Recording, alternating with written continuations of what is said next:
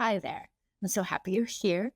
Here's what you'll gain by listening to the very last second of this conversation with the incredible Gwyneth Hagen. In this episode, Gwyneth and I discuss moving education from a factory model to her beautiful description of a forest model. She uses patterns in nature as metaphors for more organic, interconnected learning systems that honor both educators and students' natural growth processes. You'll learn how natural patterns like spirals, waves, and fractals can inform better learning design, why effective learning requires a balance of 50% preparation and 50% presence. And Gwyneth also illuminates why, as adults, we need to experience the same kind of wonder filled, permission free learning that we want to create for our students. Stay with us. I'm so excited to have you join our conversation. This is Solutions Coaching and Teaching Strategies, the podcast that extends education beyond the classroom, a show that offers educators and caregivers strategies to try right away and ensure every student receives the inspiration and support they need to thrive. I am Olivia Wall, and I am so happy to introduce you to my friend and colleague, Gwyneth Hagen. She is a self-described founder, educator, designer, and facilitator who believes that powerful learning is transformative, that it can make us better and, in turn, the world better. For the last 20 years, Gwyneth has served as a teacher, curriculum designer, leadership coach, and writer. Currently, she's working on a series called Starting Small to help leaders and teams grow intentionally. Gwyneth, I am so honored to hold space for this conversation today. You inspire me not only as an educator, but as an artist as well.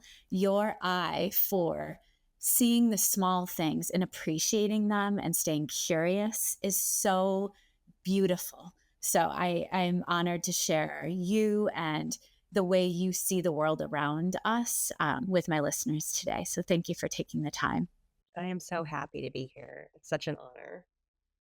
And I know I'm excited because you have all different projects you're working on, and we get to share that with listeners. You just got some good news. So let's kick off with a researcher or a piece of research that you lean on when it comes to natural patterns in the world around us. Sure. So I have a couple of folks that I draw on. So I first started becoming interested in the connections between natural patterns or patterns in the natural world and learning when I read Adrienne Marie Brown's Emergent Strategy. I think that her work has really influenced my thinking. She writes about how we can learn from nature to work in social justice. And I really started to think about how does that apply to the work that I do as an educator? How can I think about that? How can I think about my work through that lens?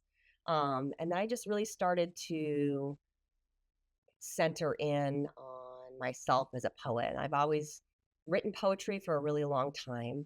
And I just started to really connect to the observations of poets and scientists and how there's a lot of overlap there. And so I started to really think about natural patterns and patterns that show up in the natural world. And I started to read some of Philip Ball's work. And he has a fantastic book on patterns in nature. And it's very beautiful. There's lots of amazing photography. But he really talks about the science, the mathematics, and really just the beauty and the poetry of these patterns.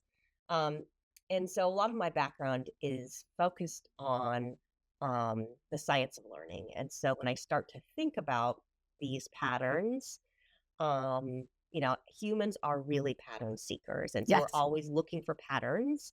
And I thought, actually, there's a lot of overlap in the kinds of patterns we see in nature and the patterns that we encounter as learners. And so I really started to think deeply about that and started to write about that.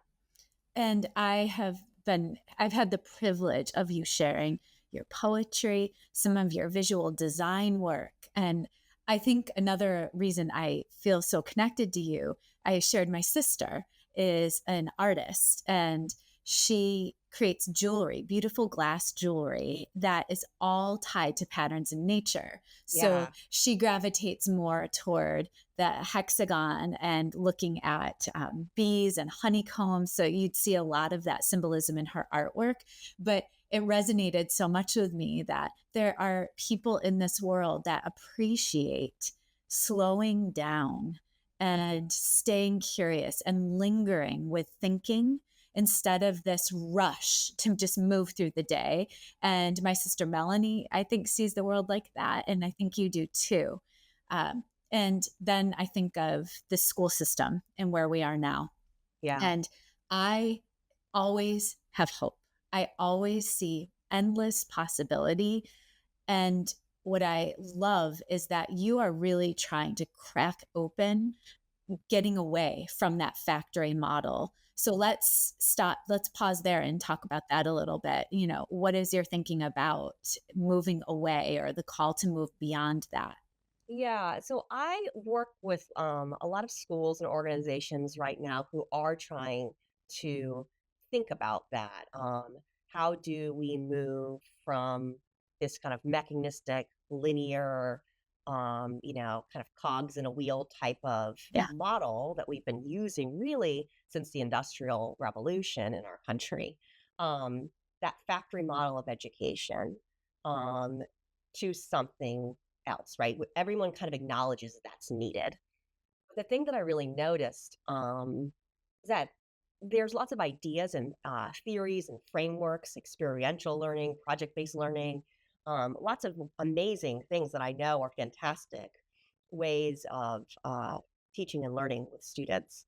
Um, but I kind of noticed that honestly, like as a poet, I noticed, wow, the factory model is such a vivid and clear metaphor. It's so concrete. But we don't have anything like that for where we're going, where we want to be going. And so, what does that mean when we don't have the language that's concrete enough to describe something? There's a lot of power in metaphor. There's lots of great research from linguists and cognitive scientists around the power of metaphors to shape thinking and action. And it really is almost at kind of like a subconscious level. It's built into our language in so many different ways. You've probably often heard that, like, if there isn't a particular word or phrase in one language for something, but it's in another, it really shapes the way people think about the world. So having that in mind, what are we missing out on as educators when we don't have a metaphor that like really inspires us, right? That really brings us into the concrete root of who we are as human beings. Um, and so, like, as I was exploring all these patterns in nature, I really thought, the forest is such a perfect metaphor. It helps that there's some alliteration. The poet in me loves that. Like, so the idea of moving from the factory to the forest in education, what does that mean? Like, what does it mean to move into the forest? Well, you can think about, a forest is an ecosystem. And I think some folks are really starting to talk about learning and learning systems as ecosystems, Yes. which I think is incredibly powerful. So that's like a really encouraging trend for me in education. Um, but I feel like ecosystem's still a little bit abstract. And so that's why I love the concreteness of the forest. Like we can really imagine this place, right? We can think of the complexity, the messiness, the growth, the beauty, the interdependence of organisms in this place. And so I think that powerful metaphor is something that's really needed in education because um, I think that the theories, the frameworks, the complexity of what we're trying to do needs an anchor. Yeah, there's a word you introduced me to, and it's you go from the linear model to it's eccentric. What is the term in your writing you share? Oh, so there's a circulinear. You can think about it that That's way. it. Wait, no, we need to say it slower because I saw the sort of like mind blown. Wait a second. And it's obviously still lingering in my short term. I Yeah. need to solidify it in my long term. But I want you to say that word, please, for us again. Sure. So actually, I was reading a post from a colleague and friend of mine, Jake Fishbein, and he is thinking about special education. And he was talking about, um, he's specifically thinking about access for families in the 504 and IEP process and how there are so many barriers to understanding that process as a parent. In particular, he was talking about um, his own identity and thinking about that. But my son has ADHD, and so I loved this. This resonated with me as a parent and as an educator. But that there have to be like multiple pathways in Yes. something. Like you can't just like open the door. So if you're in a factory, you open the door, you go into You're the going. factory, Right. right? Maybe there are a couple of other doors, but there are doors. In a forest, there aren't doors. Like I love the fact that really like the metaphor allows us to think more broadly about what our entry points are. And we know that with a lot of neurodiversity out there and just diversity in general of human experience, that's what's needed to kind of foster our learning. And so I think that word really resonated with me from his work, and I really started to make some connections with what I was doing. So say it again slowly for listeners. Circulinear.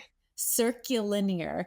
And I can close my eyes and picture that idea, that concept of a forest, and that Yeah. there's so many entry points. And it really, I think, helps us as educators see that we can come as we are. Yeah. And that's what I also love about nature. So let's pivot and think of that natural design and learning. And you again see universal design for Yes. learning in nature. Let's Yes. get specific with some patterns. Sure. Sure. So there are lots of different patterns in nature. But when I started to explore patterns in nature and to make connections to learning, I first made my entry point through the spiral. And I did that because Marie Brown talks about tuning into the prevalence of the spiral. And I just loved that line. But I was like, what does that mean for me? What does it mean for me to tune into that pattern? And when I thought about it, it really was that the spiral pattern is a pattern of growth.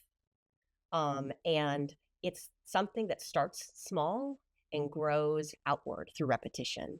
And if you know anything about the science of learning, there's just like so much there to unpack, right?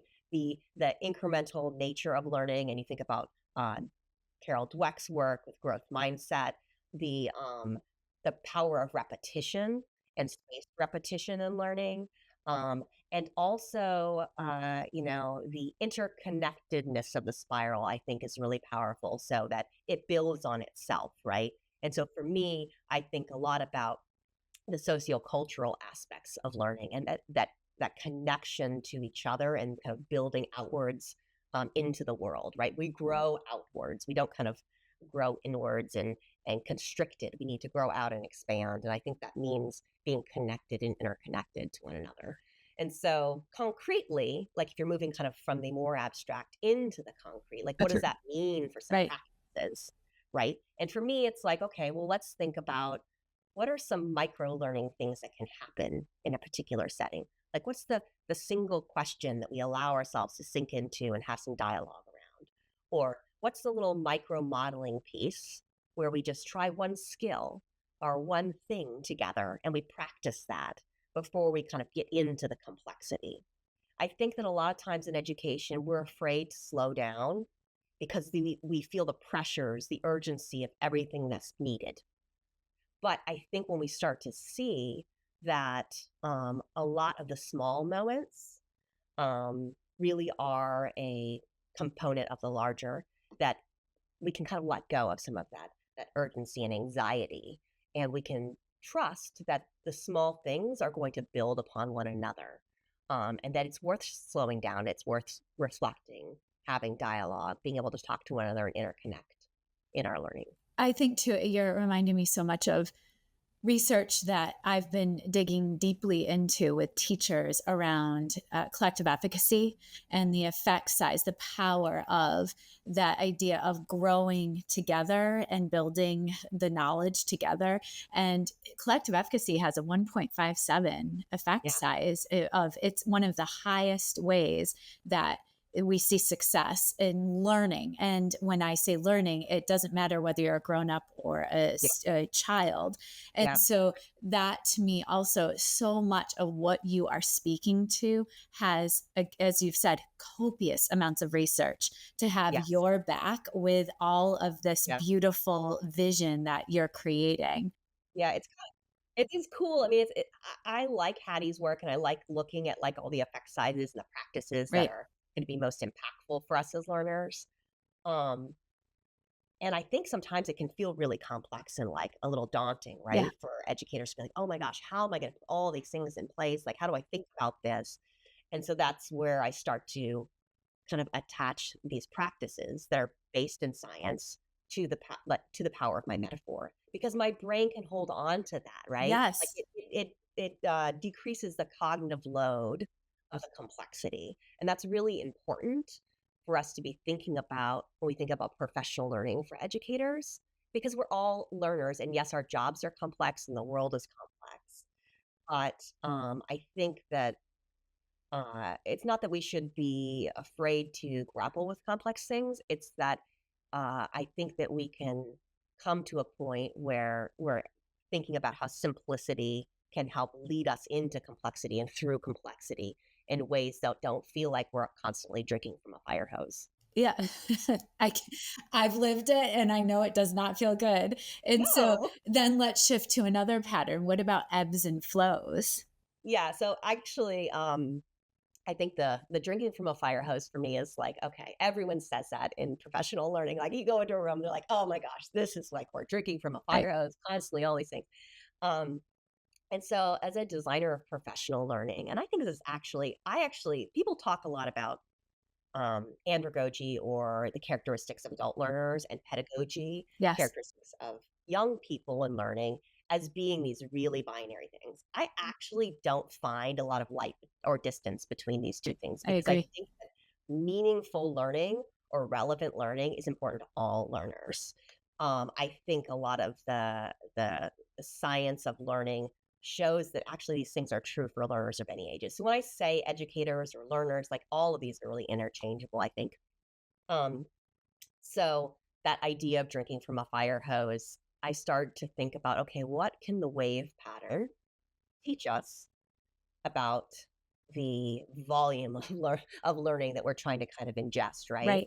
Right. And the cool thing about waves is they are an oscillation between high frequency, high energy, at a more low frequency kind of swing into and so you can kind of see that in the wave pattern, and you can think about, okay, what does that mean for me as a learner?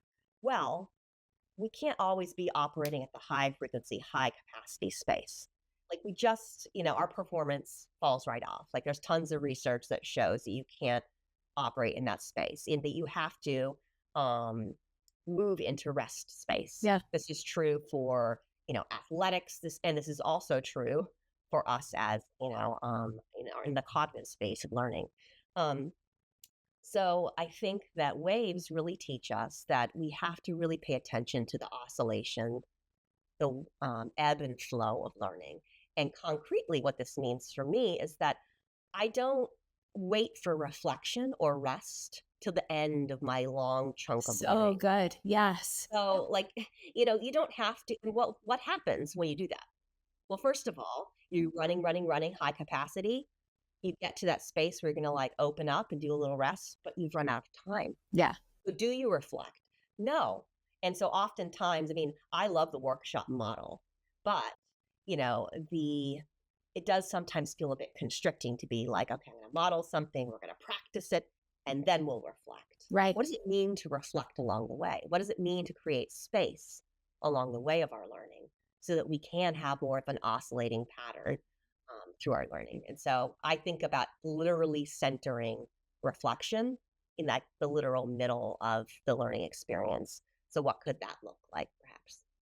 I love that idea. And I also am thinking to myself of autonomy for the students Yeah, to be able to say to the facilitator of learning, I need to pause. And yeah, so I could see that ebb coming individually, I could see it coming in partnerships. And so, what it's going to require of educators is probably to plan less content that has to be covered and more space for students to practice yeah, that repetition and that reflective nature.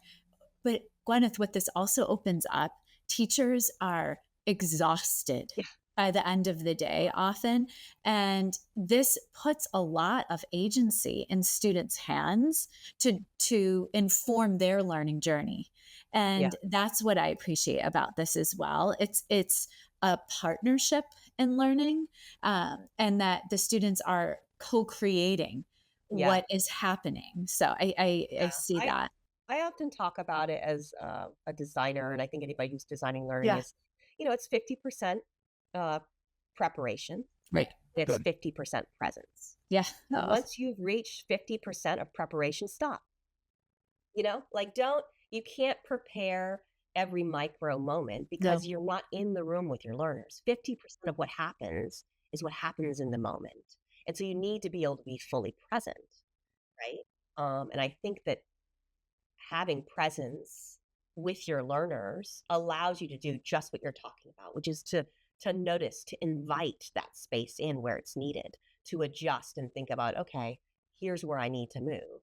If you've prepared so much that you haven't anticipated that, or that you're continuing to prepare, you're like in the preparation mindset, even when you're in the should be in the presence mindset. Yeah.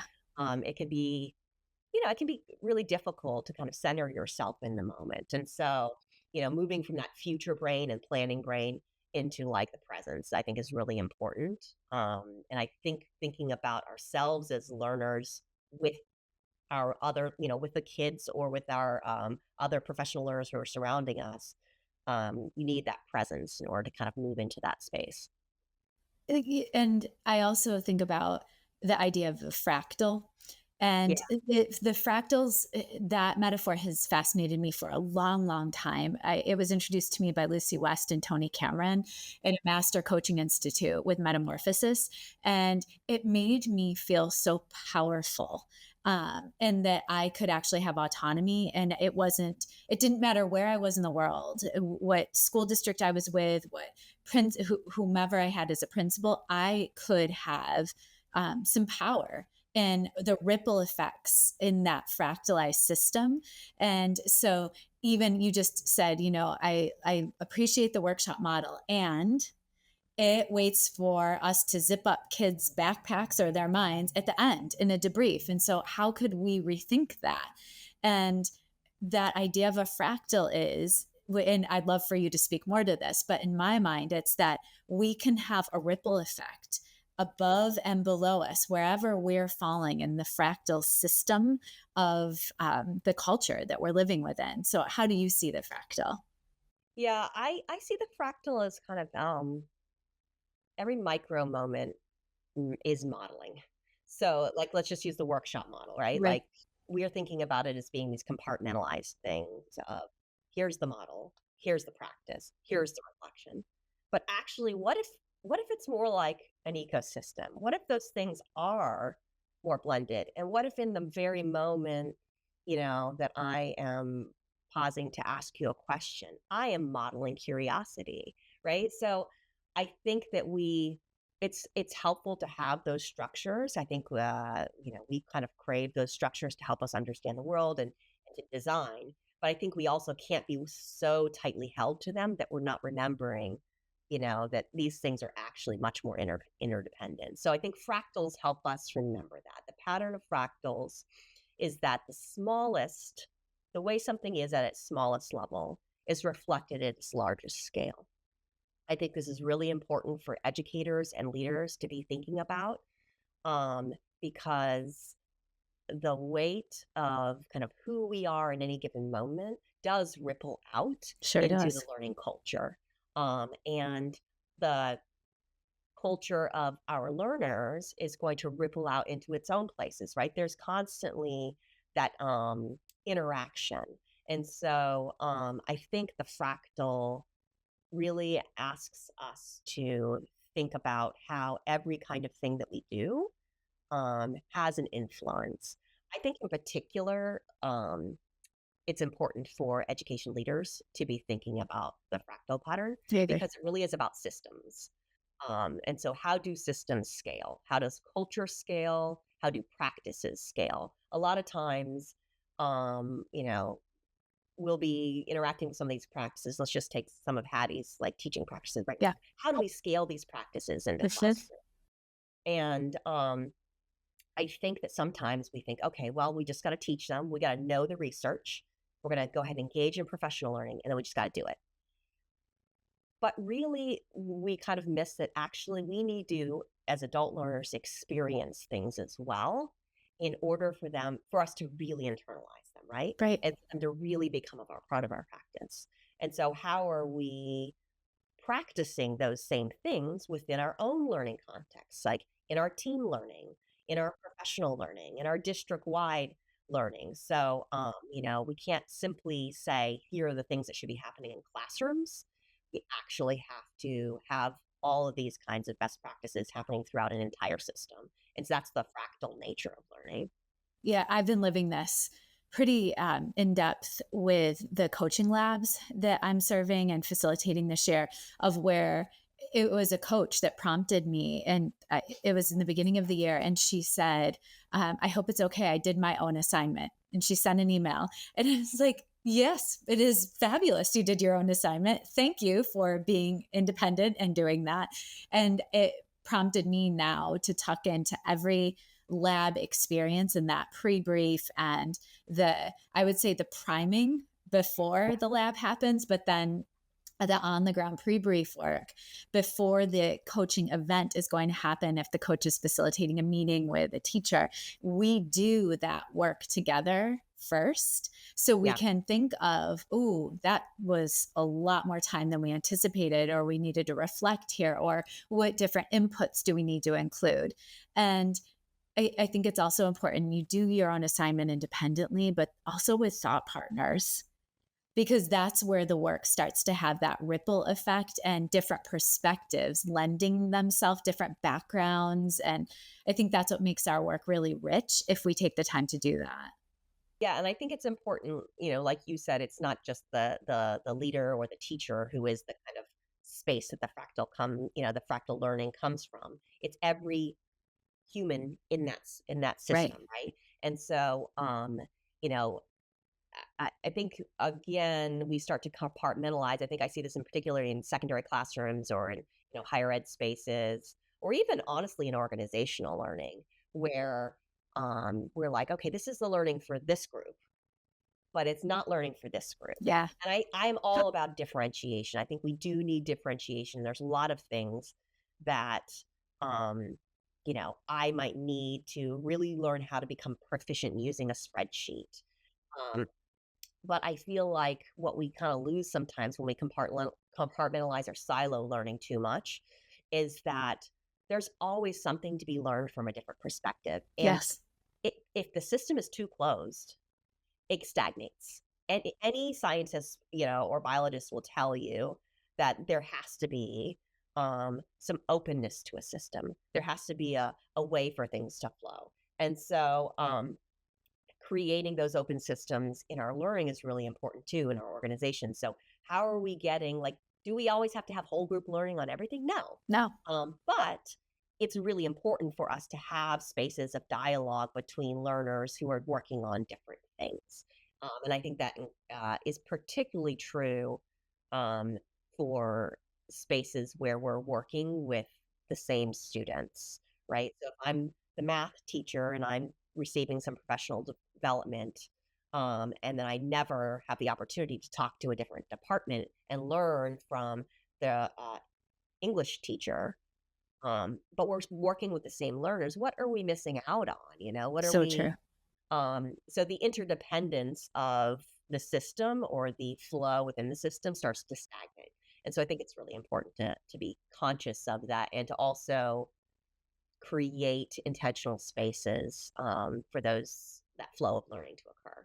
That's where I think learning labs are money, because Yes. whether it's triad labs, whether it's coaching, principal, I had the gift of being mentored by Sam Bennett, and with the lab model, and at the high school level, we really made sure that we had a diverse population of teachers. And so in one lab, there were global studies teachers, we had science labs. And so all of these people, and it was fascinating for ELA teachers to see how their same students lived within the AP US history class, and how kids that really were not showing up in their full selves to ELA class, they were loving the AP US history. And so it gave that teacher a very different perspective on that particular child. So I think that idea of labs, it's also we grow together.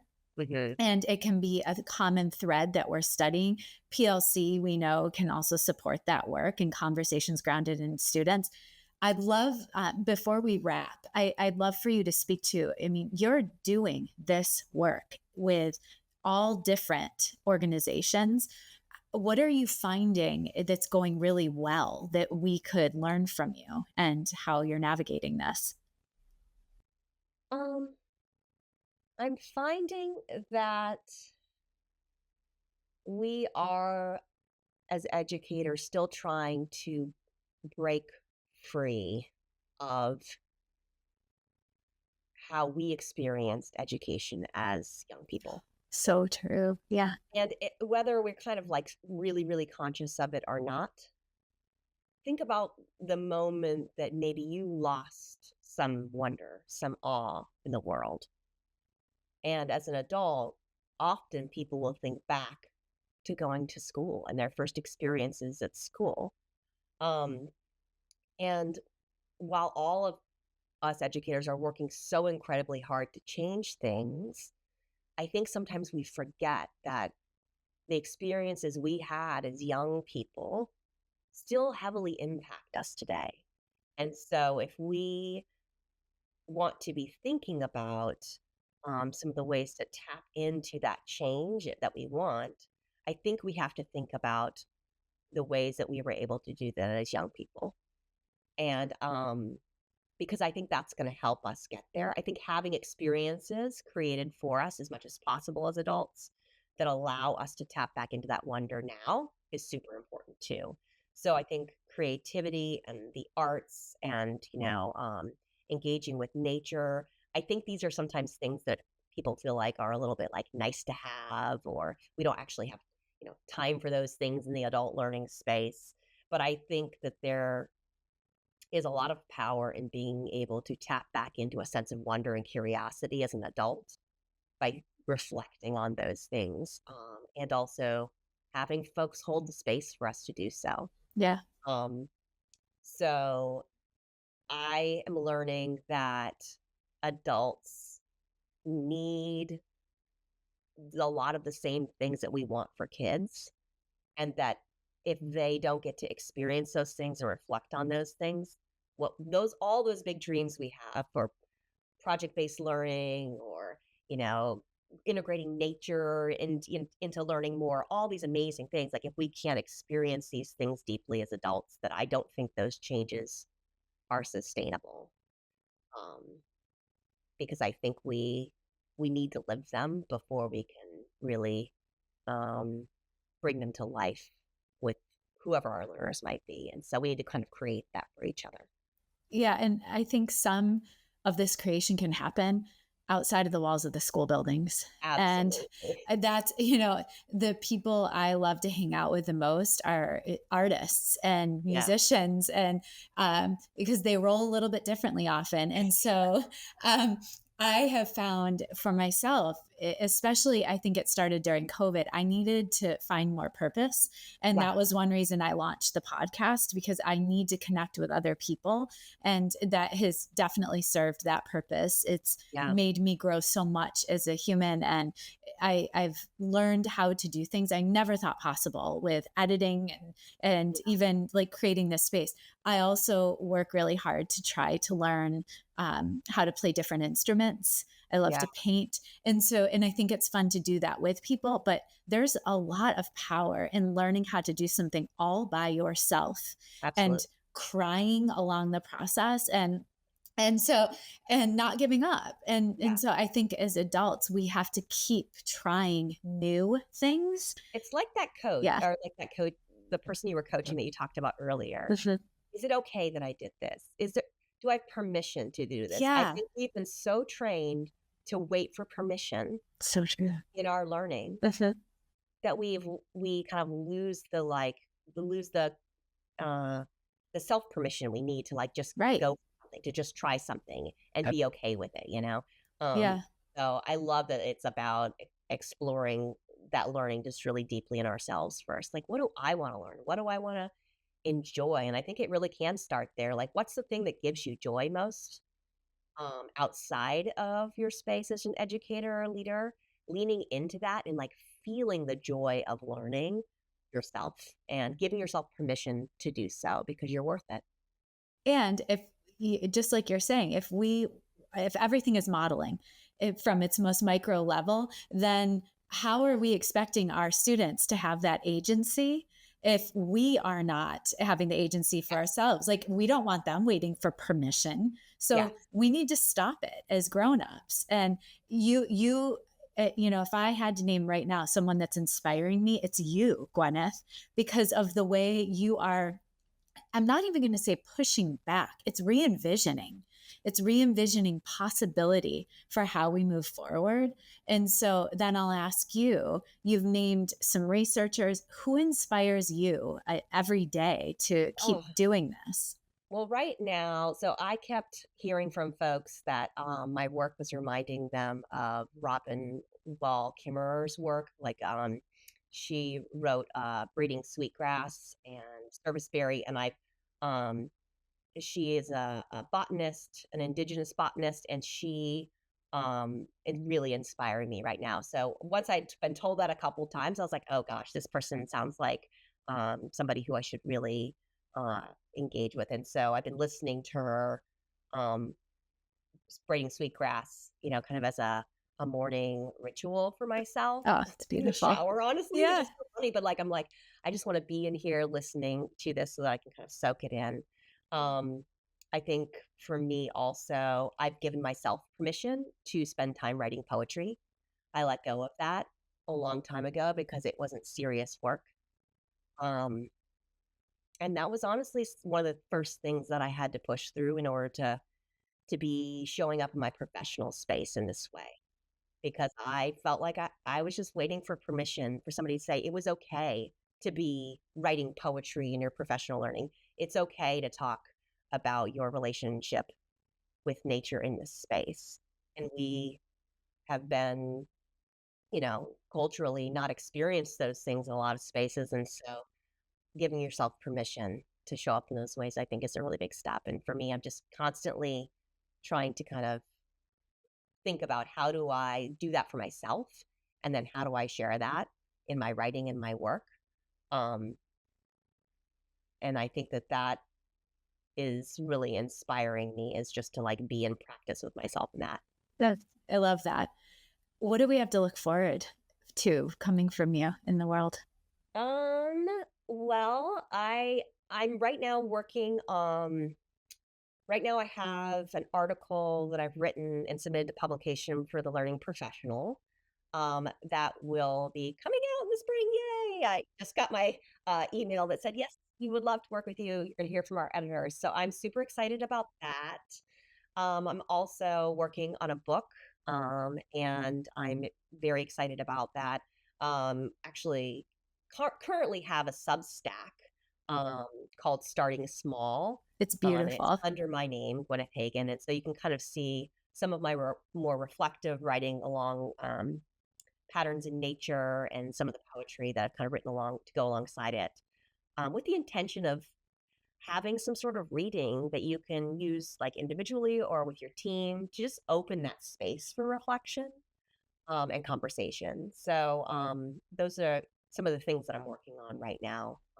And hopefully I'll just be able to keep leaning into this work that just gives me so much joy because um, I want that to be more and more a part of my life and everyone's lives, right? Yeah. I want people to be able to seek permission to do that for themselves. So Well, I'm you going to brought do that for myself. good. And you brought a lot of joy into my life, and your poetry I find very inspiring. And it actually helps me open up to be more creative in every part of the day. And that's what I appreciate so much about you.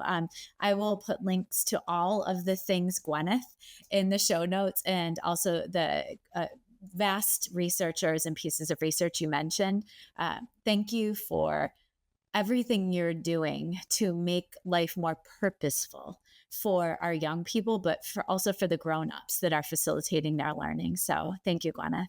Absolutely. I'd love to, if it's okay, to leave with a poem. Oh, please. That's a perfect way. I kind of have to do that in every space that I'm in now. I would love that. This poem is called Small Things. Oh, I love this poem. I feel I no longer have the time to know small things. The curl, the snail, the single violet. I can't slow time like I used to. When I pinched clay with my fingers, when I cracked the ice of puddles, when I muddied the lake bottom and watched as it slowly became clear. But it is clear to me now that poems are small things, and they take time to be known. So beautiful. So thank you all. I hope that having a little poem today brings a little light and joy into your world. Solutions Coaching and Teaching Strategies is created, produced, and edited by me, Olivia Wall. Thank you to my older son, Benjamin, who created the music playing in the background. You can follow and listen to Solutions wherever you get your podcasts, or subscribe to never miss an episode and watch on YouTube. Thank you to my guest, Gwyneth Hagen, for taking the time to discuss how we can shift education from a factory model to a forest model, using patterns in nature as metaphors. Now, I'd love to hear from you. Send me an email at solutionspodcast@gmail.com. School or district is creating space for interconnected learning systems that honor all learners.